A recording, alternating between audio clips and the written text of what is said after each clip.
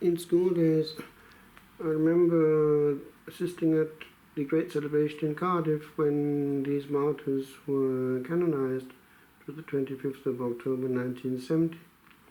At the time I would be trying to go to St. Peter's Church before school.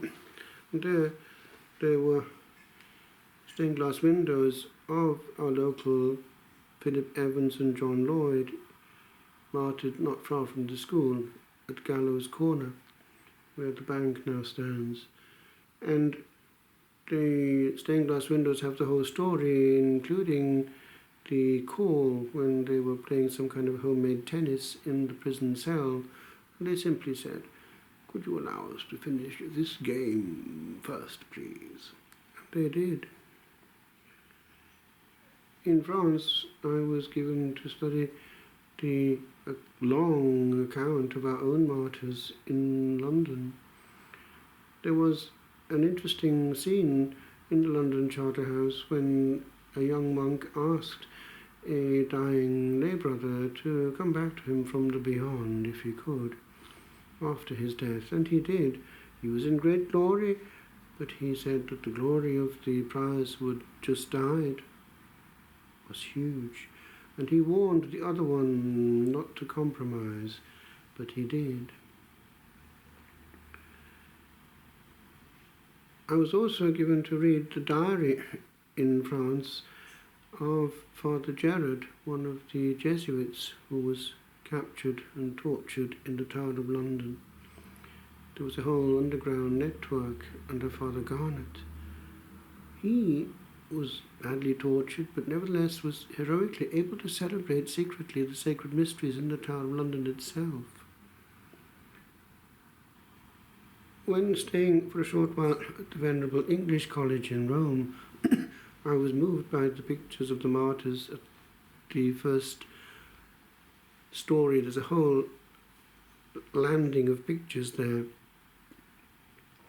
and one is aware of history standing still, for they had prayed in that sacred place. And when they were ordained, they would be sent back to the mission, and St. Philip Neri would come from the church opposite, that's St. Girolamo, and kiss their feet and say, "Salvete, flores martyrum." When we had the Welsh Mass on a monthly basis at Llywelyn, we would sing at the end of it a hymn to our own St. John Roberts. I celebrated actually Holy Mass in his house, Rhyw Goch. It's still standing.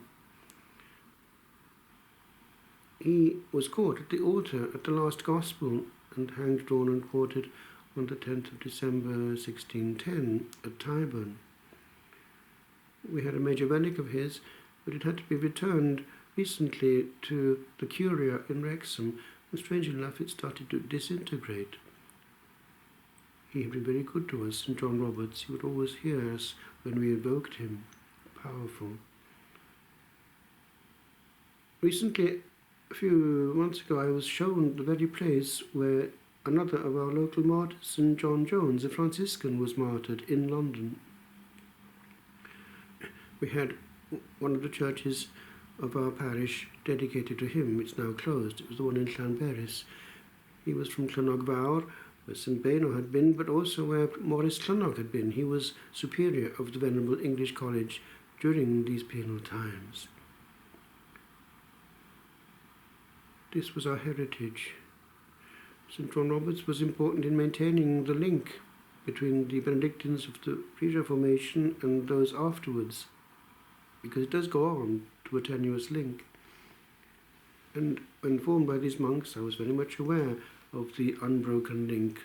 At Downside, they had the tiny persecution chalice which had been used under duress. It was our invisible family. I was given to read, when under instruction by these Benedictines, the life of Edmund Campion, partly because the brother of Dom Laurence Bevernoux was a Jesuit, Maurice Bevernoux.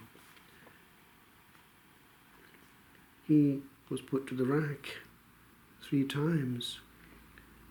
The rack was a rectangular frame in which the prisoner was laid. His wrists and ankles were fastened at either end, and then he was stretched by means of a winch, and his body was sometimes suspended in air. The effect was to pull his arms and legs out of joint, tear the wrists and ankles, and make respiration difficult. The pain was excruciating. Strong men fainted at the sight of the machine. Campion confided to someone that during his third bout on the rack, he thought they had decided to execute him by means of it. They knew the difference between light and darkness, truth and half-truth. They knew the difference between the presence and the absence, and they were not willing to compromise. We should not forget their sacrifice and remain as faithful as they were to the clarity of truth.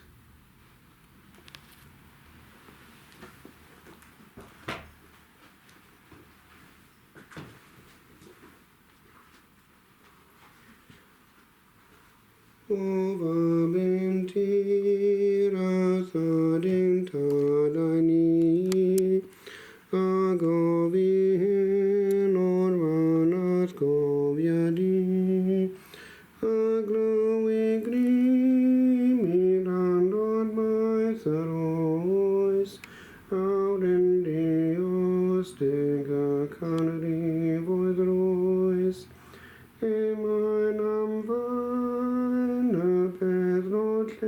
behold, agras negint, adeliast wideroin, aglawihin, non avnara berthin, reune with one wind, real govern with wind. Child of an chased for the overthrow, dost thou this night recall to whom belong these parts of earth that once to him were wed, these silent paths where once thy feet did tread? Dost thou still hear the echo of this pause in ancient song that long flowed between the pause of heavy stone where buried lies a war, a patient spirit